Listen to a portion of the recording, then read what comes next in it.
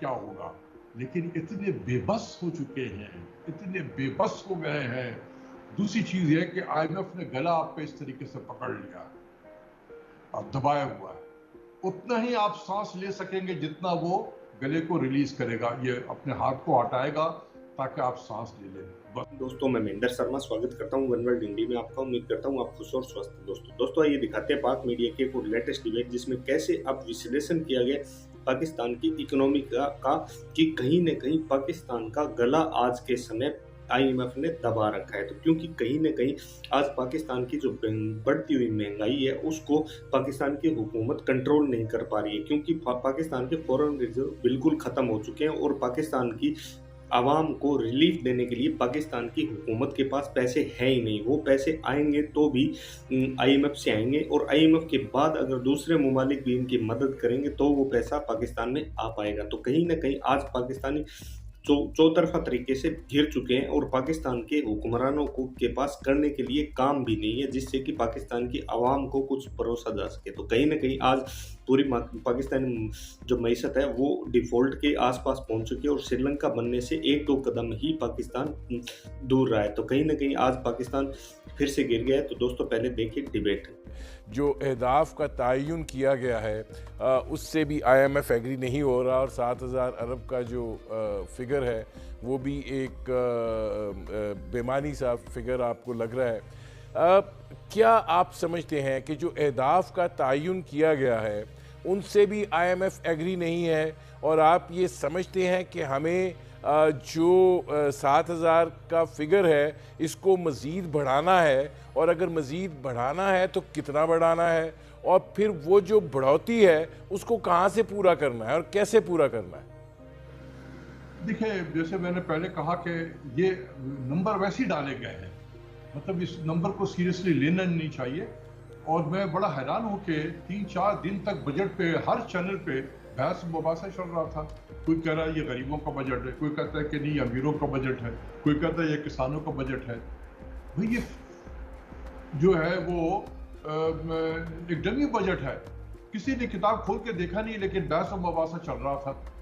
तो इसीलिए मैं बड़ा अवॉइड करता हूँ बजट से पहले और बजट के बाद प्री बजट या पोस्ट बजट डिस्कशन में कि हमें पता नहीं होता है, हम एक सुनी सुनाई बातों पे इसी पे हम बहस मुबासा में पड़ जाते हैं। इसमें कुछ चैनल का भी कसूर है और कुछ उन लोगों का भी कसूर है कि जो आ जाते हैं, बैठ जाते हैं आके चैनल पे।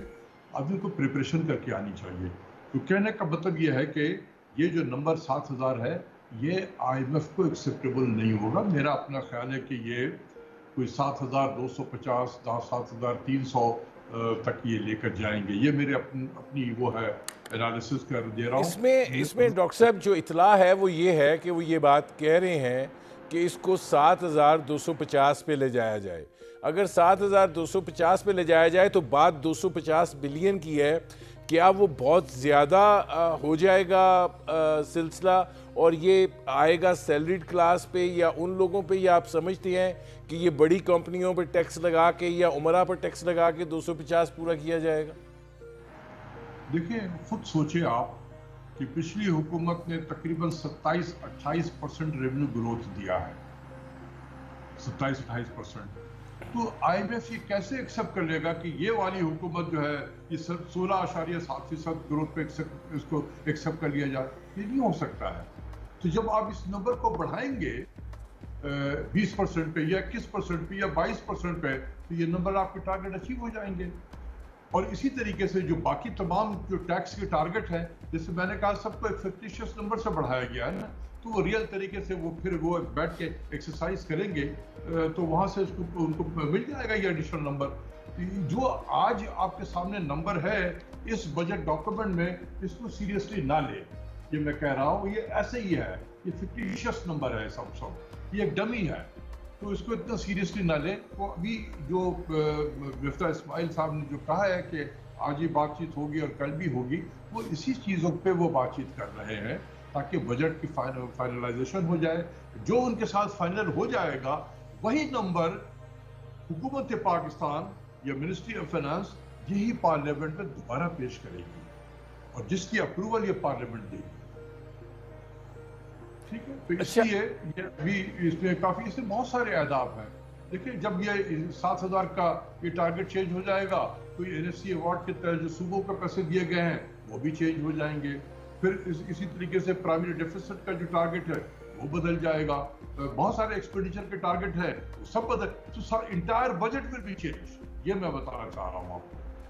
अच्छा, अब इसमें डॉक्टर साहब ये फरमाइएगा कि ज़ाहिर है IMF जो है उसकी पहले तो ज़रा कंडीशनलिटीज़ पे बात कर लेते हैं कि आप ये कह रहे हैं कि एक और बूस्टर जो है पेट्रोल का वो 30 जून को लगेगा, उसके बाद बिजली की कीमतों का बूस्टर भी आ रहा है, उसके बाद गैस की कीमतों में कोई 45% इजाफा है, वो एनर्जाइज़र भी आ रहा है आवाम के लिए।